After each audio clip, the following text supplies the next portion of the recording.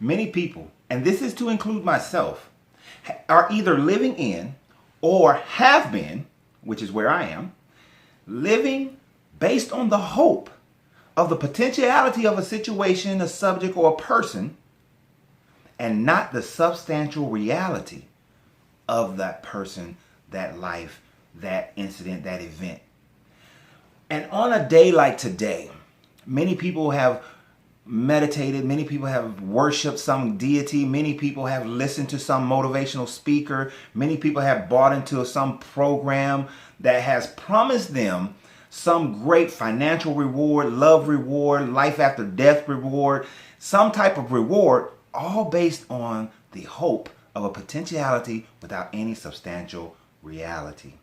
We're going to dive into this one, but before that, let me dig into the crates for just a moment from part 1 of this video.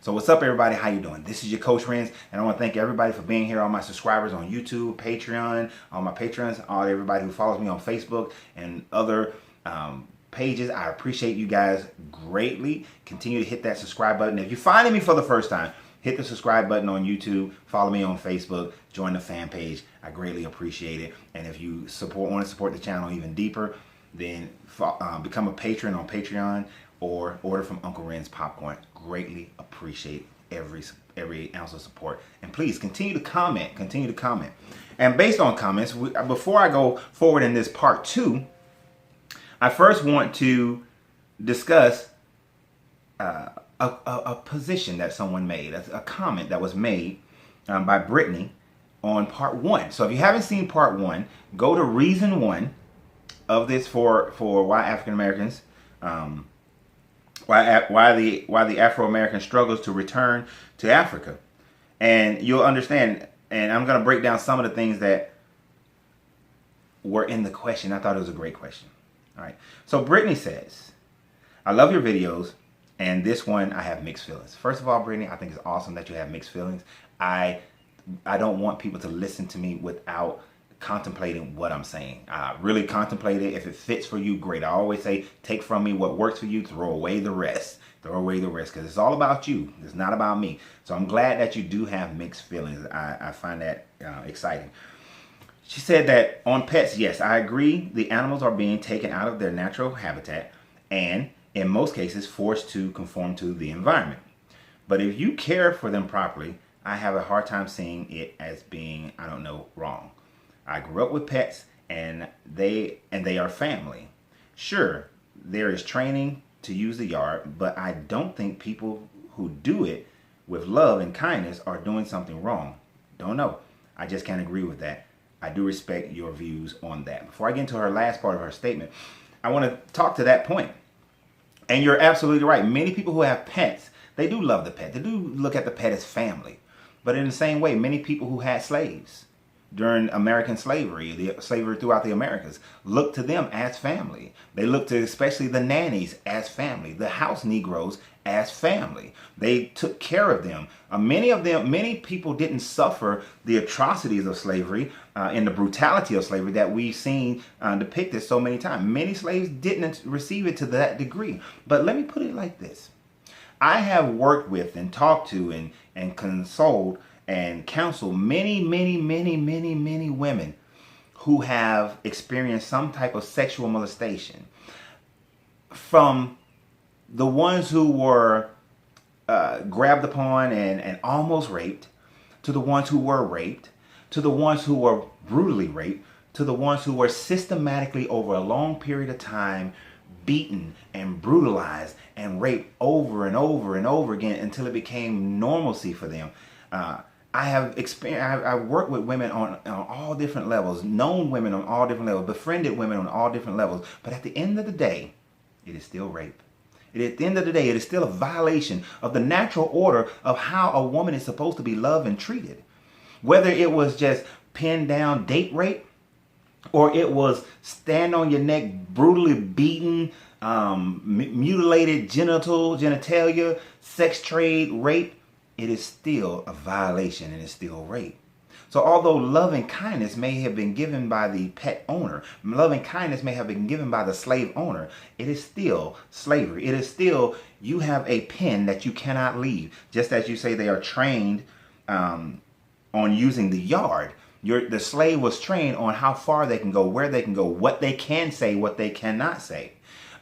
They were given things like the slave Bible, which I will do a video about real soon. They were given things like the slave Bible that took out so many aspects of what the white people were reading, because it may have caused a slave revolt, is what they were afraid of. So yeah, even though people do take care of their animals that way, the main idea was when you put the animal back into its natural environment, when you set the animal free, when the animal is no longer your pet, when the animal is now in the wild, the animal struggles to adapt. The animal struggles to live. There's a show that I really love. It was called something like Life After Earth or Earth After Humans. It was on Discovery or History Channel, one of those channels, a great series. And one of the episodes showed where almost all the 90% of the domesticated animals, if all the humans were to leave, about 90%, I'm not exactly sure if the percentage is right, would end up dying. They didn't know how to fend for themselves. They didn't know how to hunt. They didn't know how to eat. They didn't know how to get out of the house. They didn't know how to get out of the yard. Only through mass hunger and starvation did some break through the doors and go out and forage and find for themselves. Only through some stayed in their position and just died. But others had to experience that death level of hunger before they went out and really did something. And what I'm saying is that once slavery ended and black people were expected to go out and fend for themselves, many stayed and became sharecroppers working on the same land for the same slave master, but now they were sharecropping. Many did not leave. They couldn't leave. Mentally, they were stuck. And then as we went through Jim Crow and as we went through political Jim Crows all across this country, many struggled to be able to elevate themselves. And then we build Black Wall Streets in Tulsa and in South Carolina, and they get burned down or something like that happens. And now look at us. We are so afraid of black business. You know, we put it where if there's a black nail salon in there and there's an Asian nail salon, I'm going to the Asian nail salon. If there's a black burger joint and there's Burger King, I'm going to the Burger King, the big box name that I know, even though this burger over here is superior. I'm going there. And even in the black business owners, now many have this mentality that they are not going to run a business as efficiently and as well as they should. If I told you to save your money for 10 years, then you will have, for 10% of your money for 10 years, then you will have a full annual salary. So meaning that if you make $50,000 a year and you save 10% of that for 10 years, you will have $50,000 to start your business, or $50,000 to go to the bank, put that $50,000 down as collateral. And then because over that 10-year period, you also been building your credit to that A+ credit rating. You bought a house so that you have some equity and some leverage. You put yourself in a great financial position to say to the bank, here's $50,000. Here's the equity of my house. Here's my A1 credit score. I need a loan for $200,000, $300,000 to start this business and start it properly.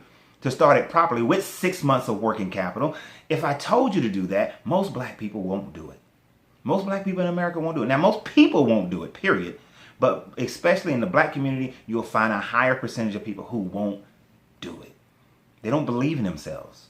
We don't believe in ourselves enough. We have so much self-hate, self-loathing that we have to find an upliftment. We have to find a way out of that. And that is where I go into your second statement, where you said, I'm really confused on what the message is regarding visiting Africa. Are you suggesting we should eventually move to Africa? For some, it is a move. But for all, it is a movement of the mind. It is a movement of the mind. It is a movement of the consciousness and the soul. This is why if you listen to most of my videos concerning the plight of the African in America, then you will understand that on one end, let's build our communities here. Build your communities. Buy the homes. Buy the businesses. Support those businesses. Business owners. Uplift your business. If you go to a church, mosque, synagogue, whatever it is, your minister, priest, whatever it is, should be telling you every week, as much as they tell you to put that money in that collection plate, give those donations, shop with the businesses in your congregations. Shop with those. Let's start there. Shop with the businesses in your congregation. Business owners in the congregation. Give the jobs that will come about from all the new business from the congregation to people in the congregation. Circulate that dollar in your community. If your choice is to stay here in America, then make it the better choice with more of an Afrocentric mind, meaning that your mind has went back to its natural state of saying that just like the lion takes care of his pride, just like the lionesses all hunt together and work together in unity in order to provide for the pride, that before we provide for Nike, before we provide for Coach, before we provide for the Asian community, before we provide for the Hispanic community, before we provide for any other community, let us first provide for our community, for the community we live in, for the people that look like us, the people that suffer like us, so that we can rise together out of this oppression. That is the Afrocentric mindset that I'm talking about. Now, for some, it is the movement of the physical body and the business and the teachings and what they've learned, their skill set, to literally move to Africa, literally move to a Caribbean nation that is ran by black people, i.e. Haiti, that is going through struggles, that is looking to be uplifted. Let's move to a Botswana, move to a Rwanda. Yes, you won't have all the amenities that you're used to here in America, but that is part of the purpose, to get there and build, to take a nation from a third world to a second world to a first world, or from a second world to a first world. For some, it is to move. For some, it is to build a business here in America, as myself, build a business here and then work to build the infrastructure in some of these other countries and to help people identify their own grounding into something that is not foreign to them. Western culture is not made for the African in America. And if you claim indigenous, which I don't care about that, if you claim indigenous, Western culture is not made for the indigenous of America either. Western culture is not made for you. When the ships came over from Europe, they came over to establish a Europe in America, which became America, the American way. So the idea is to get an Afrocentric mindset. And if it's a physical move, it's a physical move. Eventually, for me, it's a physical move. It's a physical move. But I have a duality. One here, actually I shouldn't even say a duality. It's a trifecta. One here, one in Caribbean, South America, and one in Africa. It is a trifecta for me. Right? To do business in all areas, to move money into places where black people across the world, people of color across the world, not to oppress Western culture, not to oppress the European, not to oppress the Asian, not to oppress any of those people, but to come to the table equally. To come to the table and make our demands and our word heard. To come to the table and say, we will not stand for any more brutality in our community. We will not stand for any of your so-called, we're sending you humanitarian aid where you're really experimenting on us. We're no longer will that be tolerated. To become self-sufficient where we're not wanting or needing a white savior in the Western culture. That the savior is within ourselves. That is the primary message of that idea. Now, I love your question, and I hope that answered it. You see why I didn't type it to you, because it's too long-winded to type. But that is my answer to your question. But please continue to send more comments, send more questions. And I know I took a lot of the time for this video to do that, so I'm not going to take a lot of time to discuss the latter part, the main title of this video. And that main title concerns the fact that we are, for the most part, people in general, all people do this. This is why there is a 1% and there is a 99%. This is why there is a 10% and there is a 90%. This is why there are those who will have a more affluent life and then those who will not. Because the basic law of cause and effect is at play. The law of vibration is at play here. The law of polarity is at play here. And that all comes into the idea that most of us, most people, live a decent portion of their life, and most will live their entire life based on the hope of a potentiality that has no substantial reality. And let's break the words down for just a second. the main word I want to break down, we know what hope is. Hope is the belief in something. It's the wanting and the belief that something is going to just happen, that something's going to work out in your favor. I know religiously people say it differently. They'll call it faith, and faith is the belief in things unseen and that sort of thing, which goes completely against what I'm talking about here. But that hope, that faith in something that you have no substantial reality. And so that's what hope is. That is just, we just hoping, right? Potential, something that could be. It is not present in your life now. It is not present within that person. It is not present within your situation, but it could be. Yeah, I see it within them. I see the possibility, but that's not the reality of today. And substantial reality, substantial, coming from a Latin word, substantia, which means stuff, substance, material right there that you can put your hand on it. It's something that's real, something that's present. And reality is your consciousness right now. What is your consciousness right now? That is your reality. Your reality is not tomorrow. You do not live in tomorrow, nor do you live in the past, but your reality is the right now. So hope or faith in the potential with no substantial reality is a way that most people live their lives, when we need to be living our lives with the hope or faith in a potential that is based on substantial reality. Substantial reality.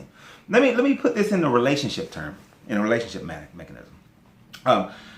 Many people date someone, marry someone, and they have hope in their potential. They see that, and I've done this many times. I see something in a woman. I see everything that I desire to have in a woman, in this woman. But she's not quite there yet. But I see the potential in it.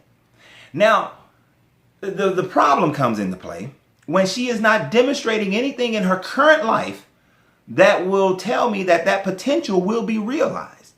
But I will hold her accountable for that potential, date her, get all engrossed in her life, and then ultimately end the relationship because I realize that the reality, that the potential will not become my substantial reality.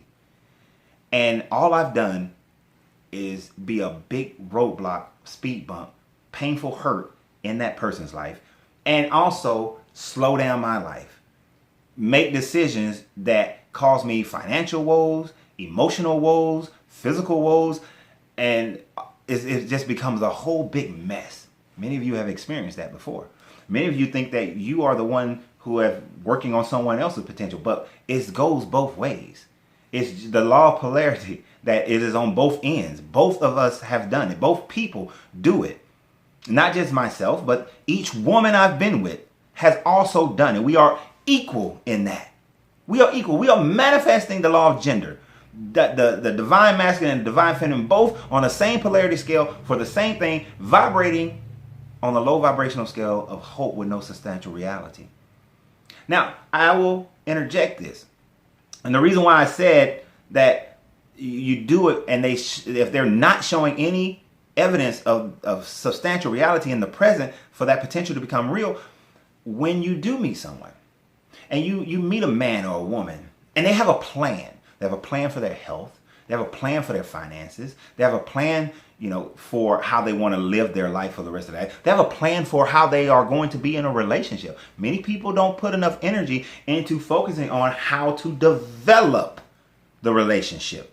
You know how to develop a career. You go to school, you learn about the career field, you learn about the work, you do internships, you get a job at the base level, or you work the networking system and get a job in somewhere a little bit higher. You start working in the job, you take the information inside the job and you start learning on the classes inside the job, and you get better. You look for opportunities. You may have to move. You may have to change your location, your environment, and you do everything on this plan of how to increase in your career. But when you get into a relationship, you do no such thing. It is love, love, love. It's so great. We're just going to let it flow. And we just want that unconditional love, which unconditional love doesn't exist. And I'm going to cover that in another video. But we go into a relationship with no plan whatsoever. One of my favorite movies is Hitch. And in one scene, he talks about, wouldn't it be great if a man came into it with a plan? With a plan. with a plan. So if you meet that person and they have a plan for their life and they're following the plan, you date them for a while. Well, actually, back it up. Befriend them for a while. Be their friend. Watch and see if they're moving in that plan. If today is January 1st, and then we get 6 months later, and it's June 1st, or actually let's say July 30th, and that person has not done anything that has moved them closer to their goal financially, closer to their goal health-wise, closer to their goal emotion-wise, closer to their goal in their career field. If they haven't done anything in 6 months, do not give yourself over emotionally to them and search for a romantic relationship. Because if you do, that person, it will end because you're looking at hope and the potential with no substantial reality. So it has to have some substantial reality in it. I meet people all the time. I say, well, what do you want to do with your life? Well, I want to start a business. What's business? Tell me the business. Well, I don't know. I'm just, the God is going to bring me my business. I'm waiting for God to show me my business. I'm waiting for, I got faith that it'll come. That it'll come. And my prayers have always been answered. Really, really. Why are you still struggling if your prayers have always been answered? I'm sure you prayed for better jobs, better condition. You prayed for the job that you got, that you're getting ready to go to on Monday that you hate. So you've done these things over and over again. Over and over again. You're hoping. I meet these people that, I'm hoping. I got faith. But then there's no substantial reality to it. What business? I don't know. What are you interested in? Well, I like this, I like that, but it's saturated. The white people got this, the Asian people are doing like that. I'm interested. They got every reason to snuff out that potential. Every reason. Their true reality is antithesis to what the real thesis is, the thesis that they're speaking out their mouth. The thesis out their mouth is, I want to start a business, I'm going to have a business, God is going to give me a business, I'm going to grow this business. But the real thought in their mind is, it's not going to happen, these people are against me, the forces against me, the bank's not going to give me a loan, they ain't going to let me do this, that, and the third. So they defeat whatever potential they have. Leave that person alone. I see that all the time with people who say they want to start a business. I see that all the time with on a lot of these groups where the women and men are talking about how they want this amazing relationship. And they say it over and over again. I just want to, where's my husband? Where's my wife? God is bringing me my husband. Where's my divine soulmate? I'm looking for my husband. My husband is there. I know he's around the corner. My wife she's on her way. Wife, I know you with that other man right now, but we will soon be together. I don't know you. I don't know where you are. I don't know what you're doing right now. I know you may be lying in the bed next to somebody else, but I know that in the future, God's going to bring us together. Really? I literally see this all the time on some of these dating sites, and I find it freaking hilarious, right? It is freaking hilarious all day long when I see this. And the amazing thing about it is that people will go their entire life saying this, believing in this. And then when they get into a relationship, they're in love, they're in love, they're in love, they're in love, they're in love, they're in love. But then there's no substantial reality behind it. How do you know this person? Tell me about this person. Many people, if you say, tell me about your husband, their future husband, they will say things like, well, he's going to be handsome, he's going to be kind, he's going to be loving, he's going to be a man of God, he's going to have his finances together, he's going to have his own job, he's going to, they'll say all these things, but they never really tell me about the character. Like, what is the character that you're looking for? And so that when you are going out into the world and you're looking for this character, you can identify it when you see it. That way it's in your present. It has substantial reality because it's identifiable right now. And that's where we have to go. We have to understand what is identifiable right now. Right now. So when it comes to the African getting into the African in America getting into an Afrocentric mindset, or physically moving to America, going back to what is natural for us, what is the substantial reality right now? Right now, we see that many African nations are reorganizing. They're looking at creating the East African Federation. We see Botswana, Rwanda. We see these countries growing. We see, yes, there's corruption in other countries, but we see this corruption being weeded out. The people are not starting to not tolerate it. We see countries like Ghana and Senegal, which are great places to do business with and great places to move to. We see these things happening. That's the substantial reality. We see that Haiti has become part of the African Union. Substantial reality. We see that there is opportunity there. We see that here in America that to start a business, it requires you to be able to save your money, save 10% of your income. Take the long marathon, not the short sprint. We see that there are opportunities to build your credit, but instead we're going out here and we're spending money on frivolous things and we're not building our credit. We see that we spend so much time scrolling through Facebook and scrolling through YouTube and all these other channels. And I know this is where this stuff is, but so don't scroll, just keep watching this one. But we see all these things, but we see the opportunities are there. We see that the internet has brought the world closer together where you can sell products from all over the country, all over the world, that you can contact customers and your customer can be all over the world. You can become a millionaire out of your house. We see that. That is a substantial reality. That those opportunities are right there. That in the next 3 years you could buy a house. In the next 5 years you can have half your annual earnings and savings to do a business or to invest in someone else's business and get a return on your investment every 3 months. We see that those opportunities are there. You watch Shark Tank and you love it, but you're not doing it. We see these opportunities. They are the substantial reality in your life right now. We see that we can, with internet, we can start a movement. You can have a movement. You can put your black business. Perfect example. If you guys haven't been to, if you're in Atlanta, go to Slutty Vegan. It's a great, amazing restaurant. The wait now is about an hour, hour and a half, depending on when you get there. But I saw this young lady, Pinky, take from a community kitchen last year in September and now has a went to a food truck that was thriving, that now has a location that is thriving, lines around the corner every day. All right. And I seen a young black lady attracting black people from all over the city of Atlanta, have attracted many celebrities. And now when I went there the other day, there are white people in line, there are Asian people in line, there were Spanish people in line. She's attracting everyone. Now she is not the norm. Usually it takes 10 years to get to that level. And that is still considered an overnight success. Okay, so let's not get caught up into this in a short sprint. But she utilized social media so effectively.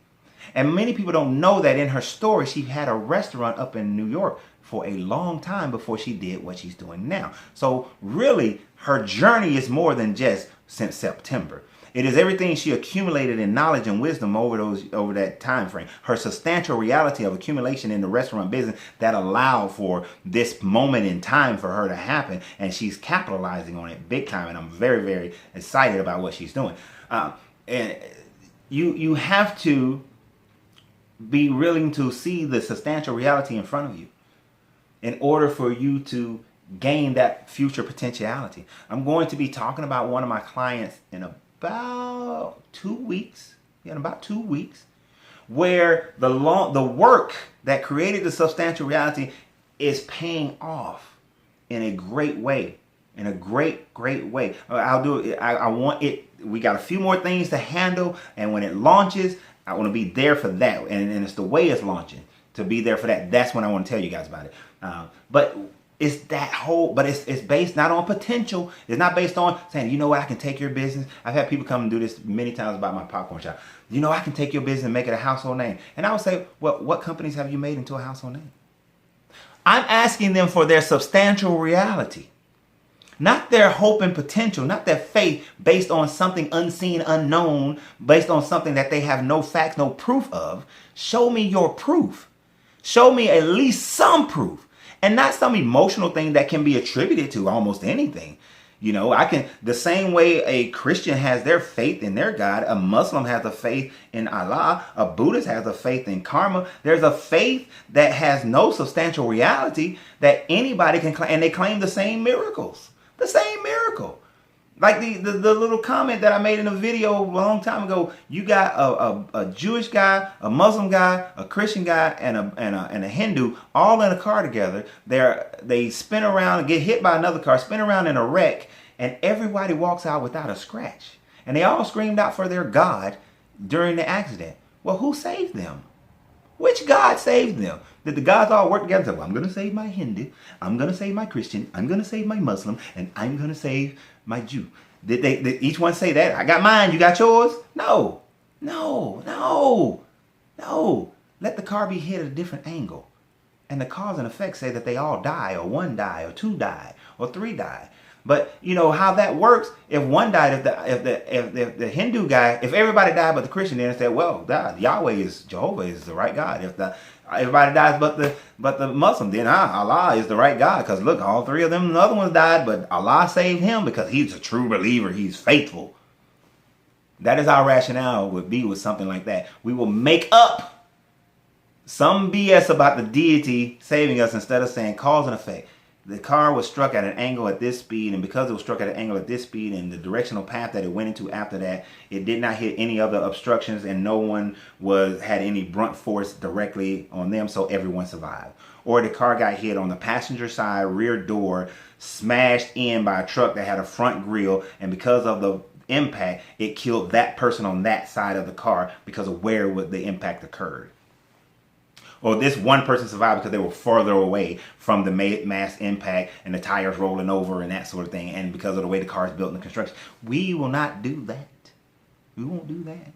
No, we'll go the other way. We have to look at the substantial reality, cause and effect. What is the vibrational plane that we're on? You know, and how high is the vibration, or how low is the vibration? Where are we on the pole? Get into the substantial reality. The substantial reality is that in America, it is not built for us, that there are stigmas. The reason why I told you guys in another video a long time ago that when I lived in Germany, I encountered less racism than I have in America. When I went and searched out why, when I went to research why, one of the first things I realized is that there is no Stalin Street. Well, Stalin's the wrong person. There is no Rommel Street. There's no Hitler Avenue. There's no big ass mural on a mountain of the Confederacy. There's none of those kinds of things. Racism isn't celebrated in Germany. Hitler, the Nazis aren't celebrated in Germany. The only place you'll find them is in a museum for study. But they are not celebrated. They're not exalted. They're not given recognition of having streets and buildings and monuments named after them. But in America, we consistently are creating that systemic racism. And one of those ways is we can continue to elevate those who were racist. Those who said that I am fighting for my state right to own a slave, or my state right to choose whether or not my state's going to own a slave, or my state right to determine the taxation placed on a slave, or my state right to determine the voting abilities of a slave or the former slaves. That is, they'll say it wasn't over slavery, but it was over the state right to determine their levels of slavery. Still slavery. And we celebrate them. They have monuments. They have all these things in America, but in Germany they don't. They're actually embarrassed about what happened in Germany. In America, they're celebrated. They're celebrated. Substantial reality. Black men in Germany experience much less racism than in America. That's a damn shame. That's a damn shame. So, to end this video, we have to deal with the substantial reality of the country that we're in, the state that we're in.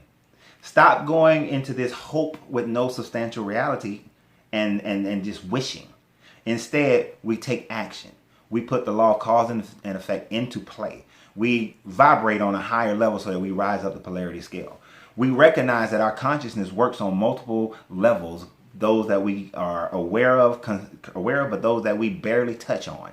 But we must enact them, meditate, access those portions of your brain, access that portion of as above, so below, and so below, as above. Access those areas so that your mental projections become your reality, because you're putting into play the substantial reality of what's present so that it moves you into the future that you so desire, instead of sitting here hoping and waiting for Oprah or Michael Jordan or Tiger or Idris or some other savior or Jesus or Allah to come and save you. because the only savior that you have is you. So remember, you have to free yourself to be yourself, because your greatness is non-negotiable. So watch these other videos. Continue to subscribe. Continue to be patrons. I appreciate you guys. And I look forward to us continuing our discussions and continue to grow, and grow. And remember, once you label me, you negate me.